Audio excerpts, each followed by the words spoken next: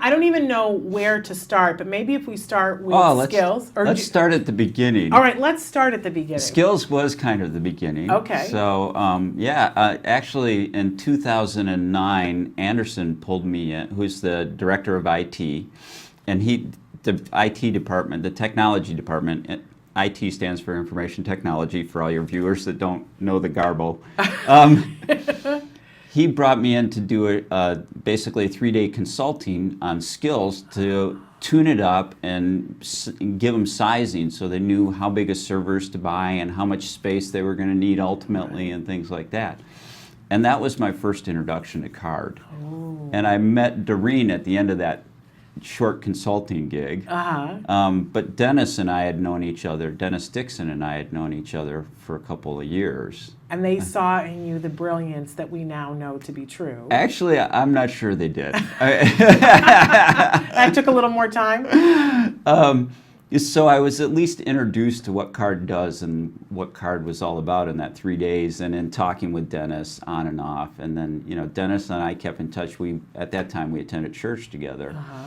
And then in 2010, when I was semi-retired trying to figure out what I wanted to be when I grew up, he stopped me in church one evening and said, "Hey, would you mind coming and looking at our databases and stuff again?" And said, they had a real need for somebody to basically do some performance tuning and stuff like that. And I said, I could do that in my sleep. And I said, I love what you guys are doing. I'd be more than happy to come over there and go to work and do stuff. So in 2010, I moved over here, and I basically started the same day we launched Skills Live for the first time. How funny is that? And then, so Skills went live, and then e-learning went live shortly after that. And it was crazy times because the product was immature, everything was immature. There was no way to manage kids in it. So we had all of the CARD Corporation in it, but there was no way to move a child from one supervisor to another. There was no way to easily add users or kids to the system. So Jalil, the main programmer, and myself were in the back end.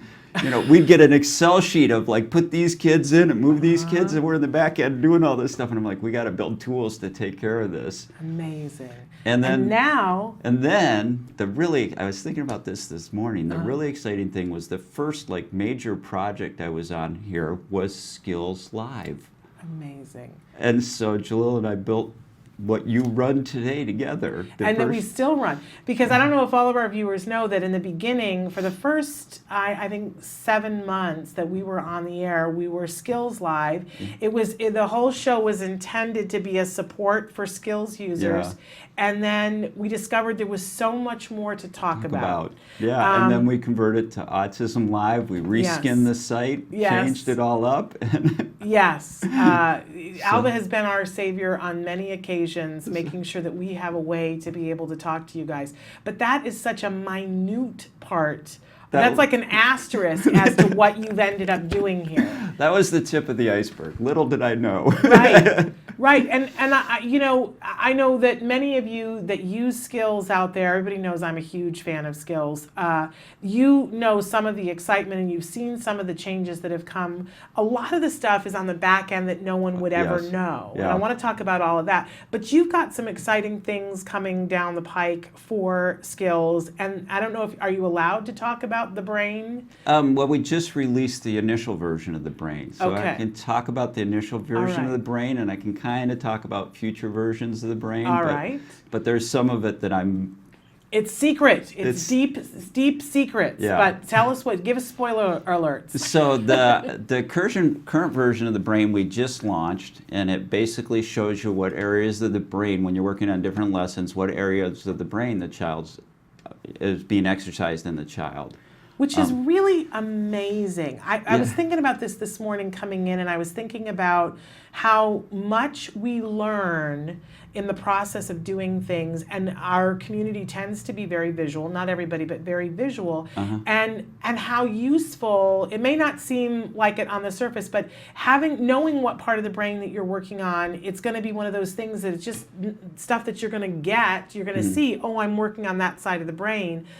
So we're all going to learn that, and I think knowledge is power. Right. But I think that maybe we can't give away some of the deep secret about why it's going to be so helpful, but it will be helpful to all of you. So yeah, the next version of the brain will be personalized to your child. So you'll see the things that the skills your child has acquired will be lit up differently in the brain model.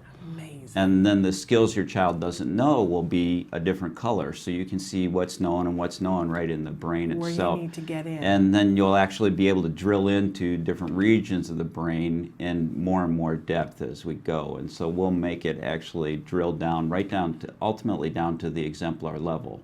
Wow. So, and there's some problems with that because a lot of the skills go cross-region. Yes. And so we're still working out the technical difficulties of how do we show the user they're moving from one region of the brain to another region of the brain, or how do we show that this skill is actually affecting two regions when you drill down into it.